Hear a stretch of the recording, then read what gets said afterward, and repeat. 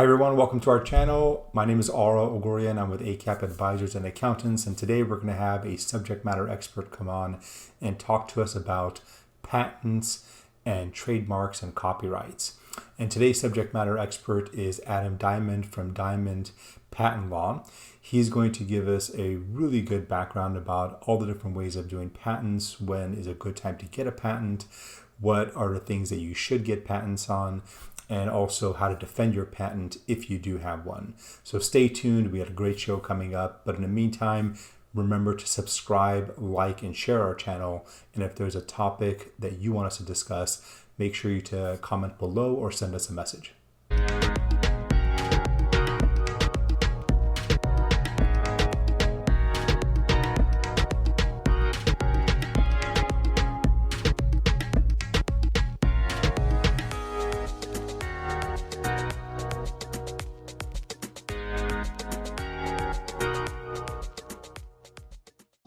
Hi everyone, welcome back. I'm very happy to announce and pleased to introduce Adam Diament from Diament Patent Law. Is that correct? Yes, Diament Patent Law. Diament Patent Law, and as you know, from time to time we have subject matter experts come on and talk to us about their expertise in a particular subject that they're familiar with. And today we're going to talk about intellectual property and patents. And who better to bring on than Adam, who's an expert in this area. I'm going to get to Adam in a second so he can talk about his bio, but he's got a very interesting background. He is a patent attorney. He also has his PhD as well. So it'd be interesting to see kind of what he talks about and teaches us about patents.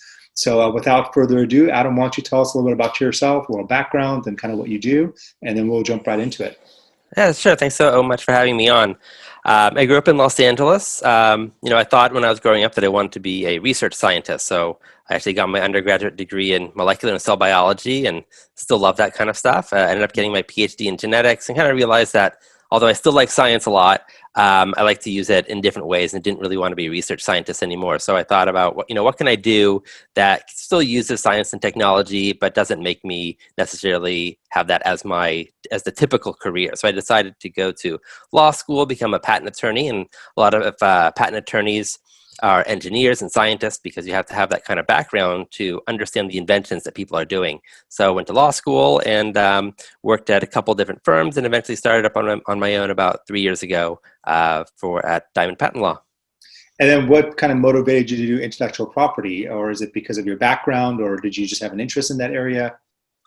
Yeah, I'd say it's kind of, if you have a science background, it's almost kind of like expected sometimes that when you're in law school, you'll do intellectual property because there's so many areas of law that people go into. And it's the only area of law to become a patent attorney that you pass a separate bar exam. And in order to qualify to do that, you actually have to have a science or engineering background. So it really kind of limits the number of people that can do it. And when I went to law school, I went in with an open mind and I figured, if I like it, great. If I don't, I'll do something else. But I ended up liking intellectual property, so I decided to stick with it. Oh, that's great. I'd forgotten that you had to take a separate bar exam for the intellectual property rights part. So Yep. that's interesting to hear again.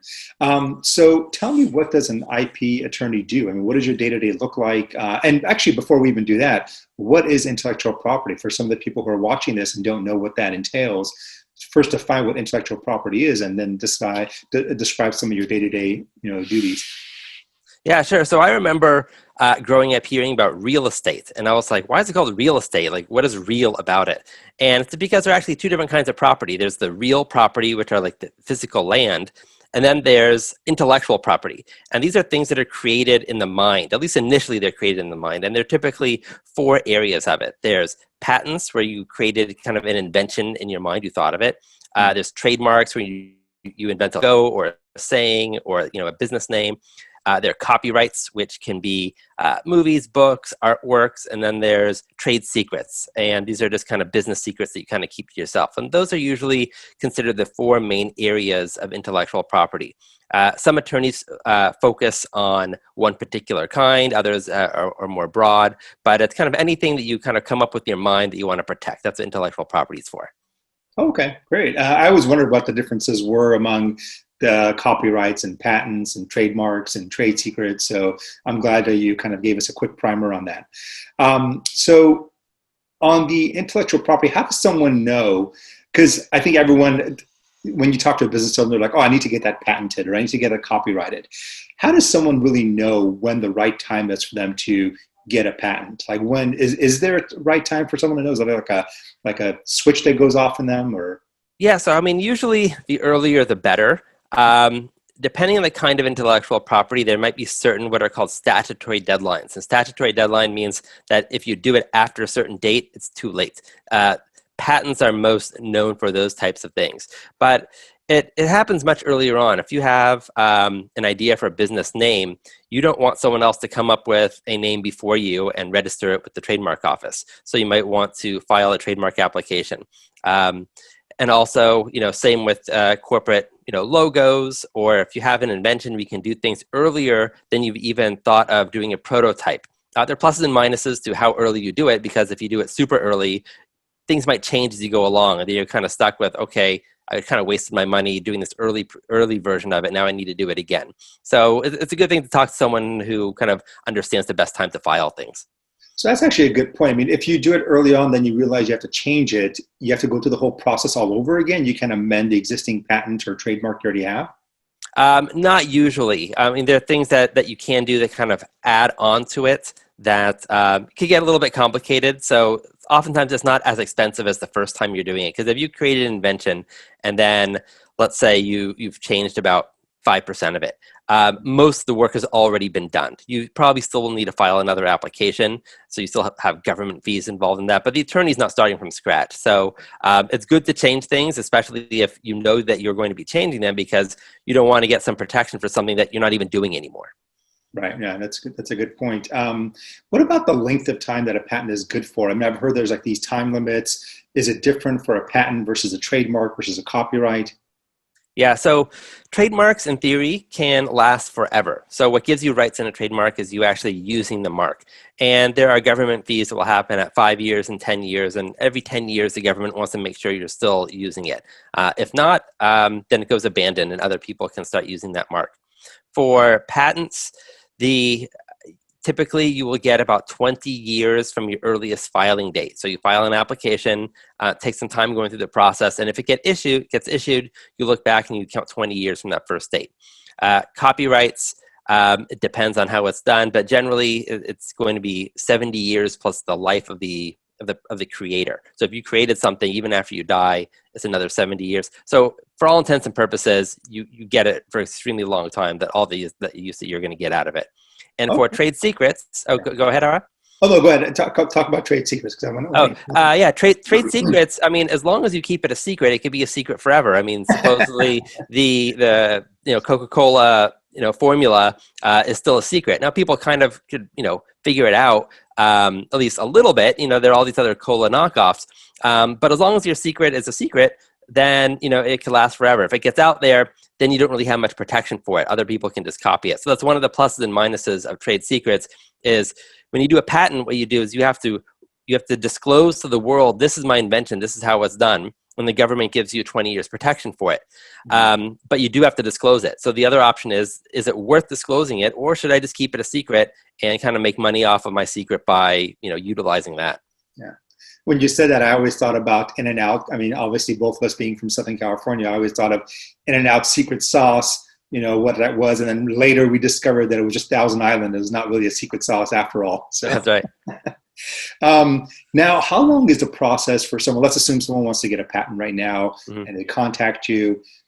Obviously, every case is different, but how long does it typically take for a patent? Actually, now, given COVID and government shutdowns and everything, what's the typical timeline? So there are different timelines that you want to think about. One is, how long is it going to take the attorney to file it? And then how long is it going to take, if you do get a patent on it, how long does that typically take? So you or an attorney can always do a rush job. If you want to get something on file, you can get something on file the next day. It's probably going to be pretty bad. Typically for me, I like to have about 2 months worth of notice, because I like to write it. There are professional people that do professional drawings for patents. I send it to them. I get it back. I send it to the inventor. Say, hey, this is what we have as a draft. Any corrections? It goes to me. It goes back and forth. So typically, I like to have about 2 months. I could do it faster. It's just, you're just kind of pushing the amount of drafts that you want to get for a good patent application. Once you file it with the patent office, it depends on, I always hated this as before I went into law. Whenever I ask an attorney something, the answer is always, it depends. And I said, I'm not going to be that person. I'm going to give answers. But now that I'm an attorney, I'm always like, it depends. Typically, it could take 1 to 3 years. 2 years might be kind of typical. You can from once you file it to if it gets issued. You can pay extra money to the patent office to expedite it. Typically, it's going to be $1,000 to $2,000. And then if you do that, the whole thing's supposed to get resolved within 12 months. So you can make it go faster if you want, but I would say typically people are usually kind of shocked when I say, it could take, 2 years before you get a patent on it. That's, rough estimates. Trademarks about a year if everything goes smoothly. Okay. So before I go to my next question, you brought up something that I didn't know about. There are actually people who are specialized in drawings for patents. Are these just like regular drawing artists? Like who are these individuals? Yeah, so they are people that, yes, so you have specialized patent drawings. Oftentimes I get something from an inventor who says, you don't need to go to your professional patent draftsman because I have engineering drawings. And the engineering drawings, they're good for engineering, but the patent office has rules about how thick the lines have to be. You have to number things in certain ways. The margins have to be certain areas. So oftentimes the patent draftsmen also do other kinds of drawings, but they know the rules for the patent office. And they will take, the engineering drawings that you have, and they will make them for, to be patent specific.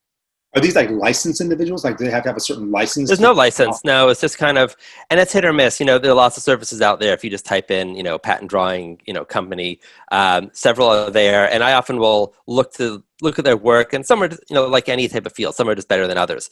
Because what you don't want to happen is you get an objection from the patent examiner saying, hey, you didn't follow, this rule and this rule. And it takes just time and money to go back and fix it. So it's good to get your drawings done by a professional, person.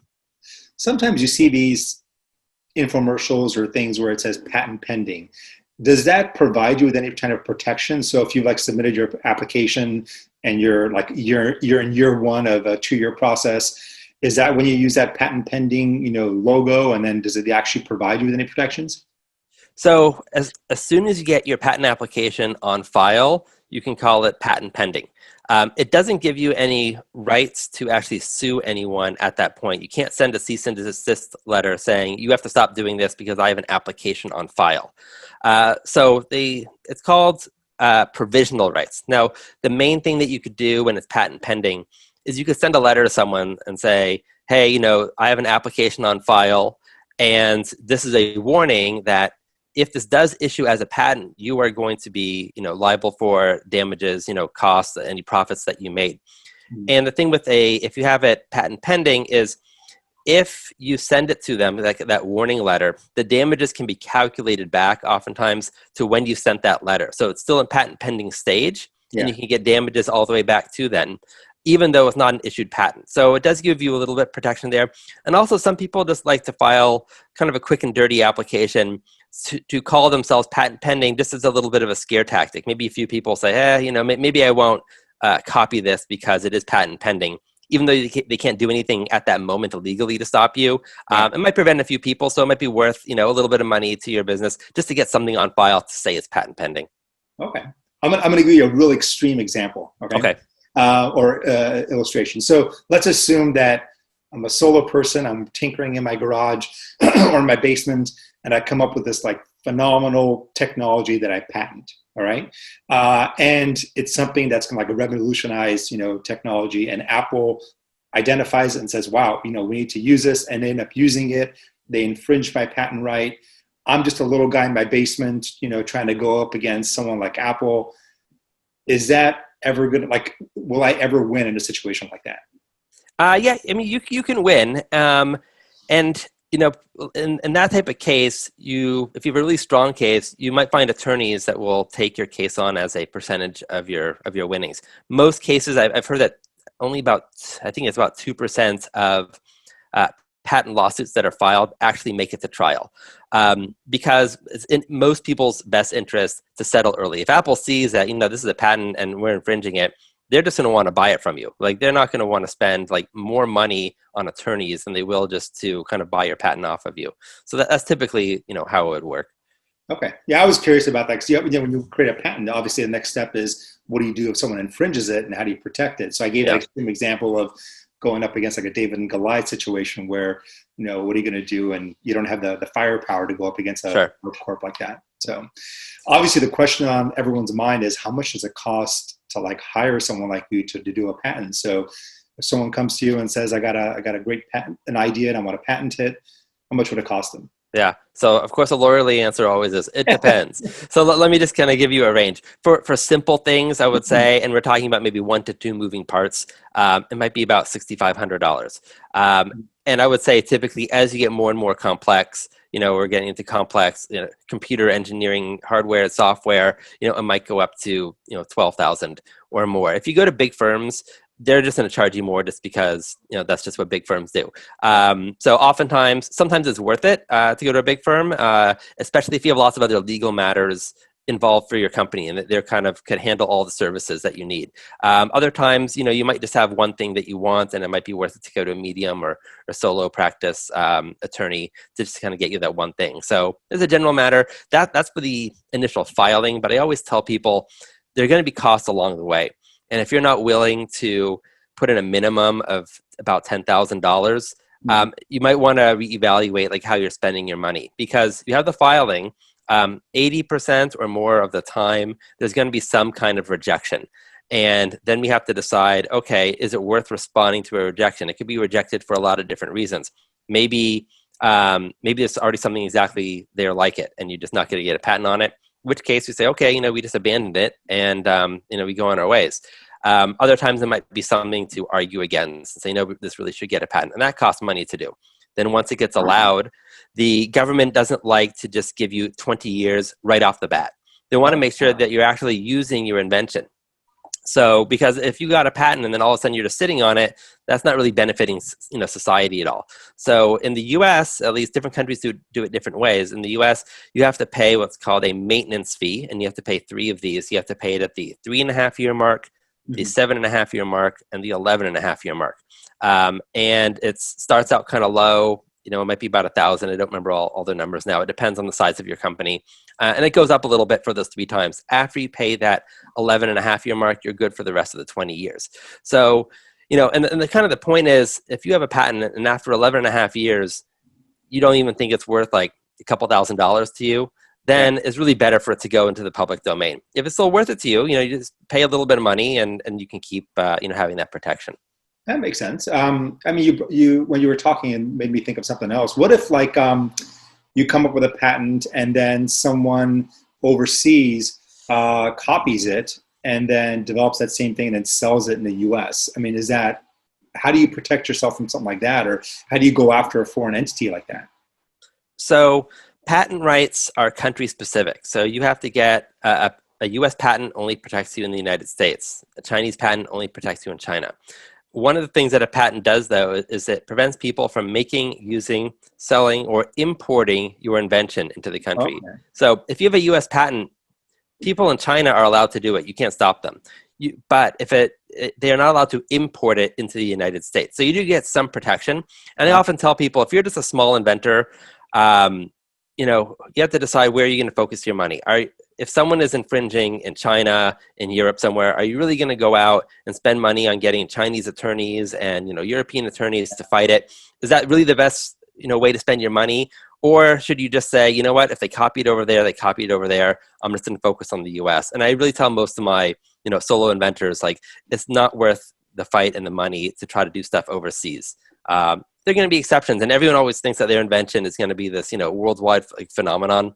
But you just kind of have to be realistic sometimes and say, what do you want to focus on? Do you want to spend $50,000 on good marketing and selling in the U.S. and getting a successful product here, or do you want to spend that same amount of money, overseas? And what's going to happen? You just don't know. So for some people it's worth it, some people it's not. That's generally, I don't advise it generally for the small inventor. Okay. Is there anything that we haven't discussed already, Adam, that you think it's worthwhile going over, especially related to intellectual property and patent rights and such? No, I think we covered kind of the basics of how things work. There, as I mentioned before, people have their different specialty areas. Even within patents, there are what's called patent prosecutors and patent litigators. Now, you think of prosecution as like criminal stuff, and actually, patent stuff, that's not what the word means. So a prosecutor is someone, what I do is we help you get the patent. The litigators are the people that will look for infringing products and file lawsuits. Some places do both. I kind of focus on just getting the patent, and then I work with other firms if there's any litigation involved. And also, there, as I mentioned, some people just focus on copyrights. They just focus on trademarks. And oftentimes you'll see what's called soft IP versus hard IP. So the hard IP is patents, and that's one where you need a separate patent bar, separate license to do it. They usually kind of just focus on that. And then there's the soft IP, which is trademarks, copyrights, trade secrets, and you don't need any special kind of license to do that, except just to be, a licensed attorney. Okay, I didn't realize that there was actually, and it makes sense. I didn't realize there was an attorney that only litigates the patents and one that only helps you get the patents. So that's good. Yeah, I mean, many people do both. It's just what you feel comfortable with. It's hard as a solo person, like myself, to get involved in litigation where there's expert witnesses and tons of documents. And for me, I've decided at this point, I just want to focus on getting people's patents. And if I expand in the future, it's a possibility. But for right now, I just kind of like getting people patents. That's great. That's great. Well, Adam, thank you so much for being on the show. We're going to have all of your contact information in the comment section below. So if someone wants to get a hold of you, they know exactly how to do it. Really good information. Thank you very much again for participating. All right. And let me just say, I do have, if you are an inventor and you like, patenting, you want to see what the whole process is, I do have a podcast called Patenting for Inventors. You could find it on any of the platforms that you look up. And we'll also put it in the comment section below. All right. We'll have that as well. And then if you want to do a shameless plug for your books as well, we can put those on there too. I know you're an author of several books, so we can put those in the comments. Okay. Thank you. Okay.